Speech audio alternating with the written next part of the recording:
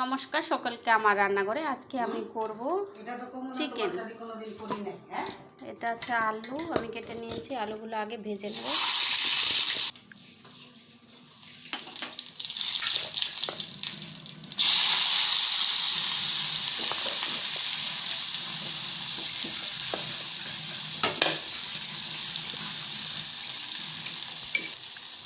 পেঁয়াজ আমি আদা ভাজা করে নিয়েছি, দিয়ে দিলাম ভেজে রাখা আলু।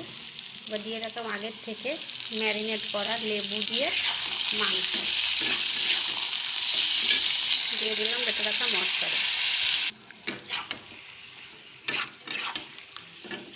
মাংসতে যা মশলা ছিল সব কিছু দিয়ে দিলাম। এবার ভালো করে আমি এটাকে কষাবো। দিয়ে দিয়া চিকেন মশলা, আমি এটাতে পেঁয়াজ, রসুন বাটা, আদা বাটা, লঙ্কা, জিরা আর চিকেন মশলা দিয়ে ভালো করে কষিয়ে